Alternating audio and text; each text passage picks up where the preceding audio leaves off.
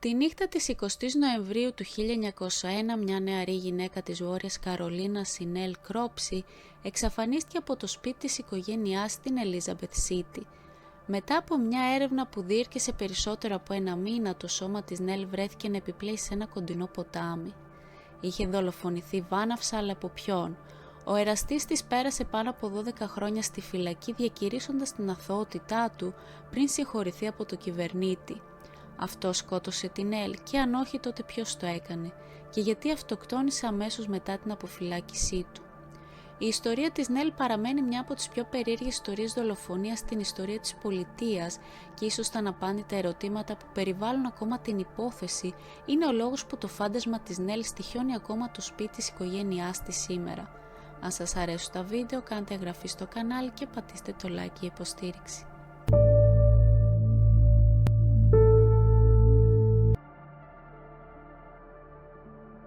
Η Νέλ Μοντ Κρόψη γεννήθηκε τον Ιούλιο του 1882. Οι γονείς της, ο Βίλιαμ και η σύζυγός του Μέρι Λουί, ζούσαν στο Μπρούκλιν της Νέας Υόρκης, αλλά το 1898 έφυγαν από την πόλη για την νότια κοινότητα της Ελίζαμπεθ Σίτι της Βόρειας Καρολίνας. Μετακόμισαν σε ένα αγρόκτημα 65 στρεμμάτων και ο Βίλιαμ έγινε δικαστής. Εγκαταστάθηκαν ευτυχισμένοι στο νέο του σπίτι και η Νέλ και η μικρότερη της αδερφή, η Όλιβ, έγιναν αρκετά γνωστές στην περιοχή. Ήταν και τα δύο όμορφα κορίτσια και είχαν πολλούς μνηστήρες. Η Όλιβ ξεκίνησε μία σχέση με έναν άντρα ονόματι Ρόι Κρόφορντ, ενώ η Νέλ φλέρταρε με τον Τζιμ Βίλκοξ, το γιο του τοπικού σερίφη. Μέχρι το 1901 ήταν μαζί σχεδόν 2 χρόνια και μιλούσαν για γάμο. Το βράδυ της 20ης Νοεμβρίου ο Ρόι και ο Τζιμ επισκέφτηκαν το σπίτι των κοριτσιών. Τα δύο ζευγάρια πέρασαν το βράδυ μαζί και γύρω στις 11 ο Τζιμ σηκώθηκε και ζήτησε από την Νέλ να τον συναντήσει στην μπροστινή βεράντα για να μιλήσουν. Όλοι στο σπίτι εκτός από την Όλιβ και το Ρόι κοιμώντουσαν. Πέρασε μισή ώρα και η Όλιβ υπέθεσε ότι η Νέλ είχε επιστρέψει στο σπίτι και είχε πάει για ύπνο. Ο Ρόι έφυγε από το σπίτι χωρίς να δει κανέναν έξω. Όταν η Όλιβ πήγε στο δωμάτιο που μοιραζόταν με την αδερφή της, είδε ότι η Νέλ δεν ήταν στο κρεβάτι της. Υπέθεσε ότι η Νέλ ήταν ακόμα με τον Τζιμ και πήγε για ύπνο. Γύρω στα μεσάνυχτα ο σκύλος των Κρόψη άρχισε ξαφνικά να γαυγίζει δυνατά. Όλη η οικογένεια ξύπνησε και βγήκε στην μπροστινή βεράντα για να δει την αιτία της αναστάτωσης. Δεν ήταν κανείς εκεί, αλλά εκείνη τη στιγμή η Όλιβ συνειδητοποίησε ότι η Νέλ δεν είχε έρθει ποτέ στο κρεβάτι. Η αδερφή της αγνοείται. Η μητέρα της ήταν τρομοκρατημένη, αλλά ο σύζυγός προσπάθησε να την ηρεμήσει, υπονοώντας πως ίσως η Νέλ και ο Τζιμ είχαν αποφασίσει να το σκάσουν. Είχαν μιλήσει για γάμο και δεν ήταν ασυνήθιστο για τα νεαρά ζευγάρια να τρέχουν μακριά για να παντρευτούν. Μέχρι το πρωί ο Βίλιαμ δεν ήταν πεπισμένος ότι η κόρη του είχε φύγει. Η Νέλ ήταν ενθουσιασμένη για το ταξίδι της στη Νέα Υόρκη. Κανένα από τα υπάρχοντά της δεν έλειπε. Τα ρούχα και οι βαλίτσες της ήταν ακόμα στην ντουλάπα. Ο Βίλιαμ ήταν σίγουρος ότι κάτι δεν πήγαινε καλά. Πήγε στο σπίτι του σερίφη για να κάνει ερωτήσεις. Ο Τζιμ ήταν ο τελευταίος που είδε την Νέλ εκείνο το βράδυ. Ίσως είχε κάποια ιδέα για το πού μπορούσε να είναι. Όταν έφτασε, ο Τζιμ ήταν σπίτι, αλλά αρνήθηκε να έρθει στο σαλόνι για να μιλήσει με τον πατέρα της Νέλ. Θυμωμένος και ανήσυχος, ο Βίλιαμ πήγε να δει τον αρχηγό της αστυνομίας.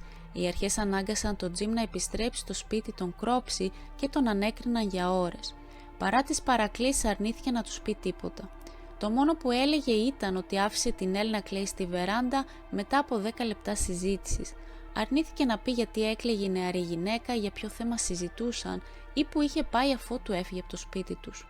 Ξεκίνησε ένα τεράστιο κυνήγι για την Νέλ.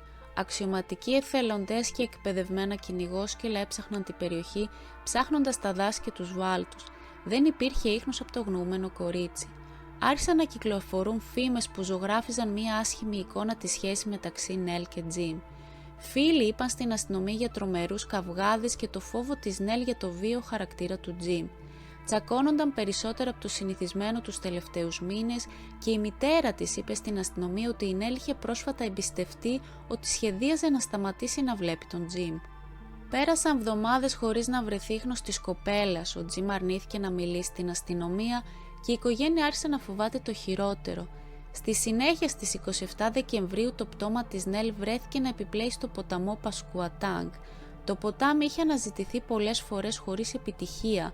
προκαλώντας πολλούς να υποθέσουν ότι ο δολοφόνος είχε πρόσφατα πάρει το σώμα του κοριτσιού από μια κρυψώνα και το πέταξε στο ποτάμι. Χωρίς άλλους υπόπτους, ο Τζιμ συνελήφθη. Καθώς ήταν στη φυλακή, στο αστυνομικό τμήμα άρχισαν να έρχονται απειλές για θάνατο, υποσχόμενοι ότι ο Τζιμ θα λιντσαριζόταν για το έγκλημά του. Για να χειροτερέψει τα πράγματα, αρνήθηκε ακόμα να εξηγήσει πού βρισκόταν μετά την εξαφάνιση της Νέλ. Η αυτοψία έδειξε ότι η Νέλ σκοτώθηκε από ένα βίαιο χτύπημα στον αριστερό κρόταφο. Ο Τζιμ λέγεται ότι ήταν βίαιος. Ο Τζιμ παραιτήθηκε του δικαιώματός του για προκαταρτική ακρόαση και πήγε κατευθείαν στη δίκη. Το Μάρτιο του 1902 βρέθηκε ένοχος για φόνο πρώτου βαθμού και καταδικάστηκε σε επαγχωνισμό. Πριν προλάβει να πάει στην αγχώνη, η υπόθεσή του κηρύχθηκε άκυρα από το Ανώτατο Δικαστήριο της Βόρειας Καρολίνας. Δικάστηκε ξανά για φόνο το 1903 και αυτή τη φορά βρέθηκε ένοχος για φόνο δεύτερου βαθμού. Καταδικάστηκε να περάσει τα επόμενα 30 χρόνια στη φυλακή. Το 1918 όμως ο Τζιμ έλαβε την επίσκεψη του κυβερνήτη Τόμας Βόλτερ Μπίκετ. Λίγο αργότερα συγχωρήθηκε και αφέθηκε ελεύθερος. Όταν ο Τζιμ βγήκε από τη φυλακή, συναντήθηκε με το διάσημο συντάκτη της εφημερίδας Sanders, που σχεδίαζε να γράψει βιβλίο για την υπόθεση Κρόψη. Ό,τι και να του είχε πει ο Τζιν ήταν προφανώς τόσο σοκαριστικό που ο Σόντερς έκανε άμεσα σχέδια για να ξεκινήσει το προτινόμενο βιβλίο. Αλλά δεν θα γινόταν ποτέ. Λίγο μετά τη συνάντηση, ο Τζιμ αυτοκτόνησε πυροβολώντας με καραμπίνα στο κεφάλι. Λίγο μετά, ο Σόντερς σκοτώθηκε σε αυτοκινητιστικό δυστύχημα. Ό,τι και αν είπε ο Τζιμ στο Σόντερς σε εκείνη τη συνάντηση δεν θα γίνει ποτέ γνωστό. Ωστόσο, είναι μόνο ένα από τα μυστήρια που συνδέονται με αυτή την υπόθεση. Πιθανότατα δεν θα μάθουμε ποτέ τι συνέβη στην Νέλ εκείνο το βράδυ το 1901 και ίσως αυτός είναι ο λόγος που το πνεύμα της αρνείται να ξεκουραστεί. Τον περασμένο αιώνα όσοι έζησαν στο πρώην σπίτι των Κρόψη ανέφεραν περίεργα γεγονότα. Τα φώτα ανάβουν και σβήνουν, οι πόρτες ανοίγουν και κλείνουν, το νερό τρέχει από το νεροχύτη ακόμα και όταν κανείς δεν γυρίζει το χερούλι και παράξενες παγωμένες ρηπές αέρα κυματίζουν μέσα στο σπίτι χωρίς εξήγηση. Ορισμένες αναφορές περιλαμβάνουν επίσης την εμφάνιση μιας χλωμής νεαρής γυναίκας να περπατάει σε άδεια δωμάτια. Οι άνθρωποι που περνούσαν στο δρόμο είδαν την ίδια χλωμή φιγούρα να κοιτάζει με λαχτάρα από ένα παράθυρο του πάνω ορόφου. Ένας κάτοικος ισχυρίστηκε ότι αναγνώρισε την Νέλ όταν ξύπνησε και είδε το δολοφονημένο κορίτσι να στέκεται στα πόδια του κρεβατιού μια νύχτα. Θα λυθεί ποτέ το μυστήριο του θανάτου της Νέλ? Μετά από όλα αυτά τα χρόνια φαίνεται απίθανο, που σημαίνει ότι η άτυχη νεαρή γυναίκα είναι εξίσου απίθανο να βρει την ειρήνη που ακόμα αναζητά. Η παρατεταμένη παρουσία της μας θυμίζει ότι ποτέ δεν έλαβε πραγματικά τη δικαιοσύνη που της άξιζε και επειδή ακόμα περπατάει ποτέ δεν ξεχνιέται. Η θλιβερή ιστορία της λέγεται ξανά και ξανά καθώς θυμόμαστε τη τραγική ιστορία του φαντάσματός της. Οι νεκροί άντρες ή σε αυτή την περίπτωση μια νεκρή νεαρή γυναίκα πραγματικά λένε ιστορίες. Αυτό ήταν το σημερινό μας βίντεο. Πείτε μας τη γνώμη σας για την υπόθεση κάτω στα σχόλια. Ποιος πιστεύετε ότι ήταν ο ένοχος για το θάνατο της Νέλ? Αν σας αρέσει το βίντεο και τα βρίσκετε ενδιαφέρον, κάντε εγγραφή στο κανάλι, πατήστε το like και το κουδουνάκι για να μην χάνετε κανένα νέο βίντεο.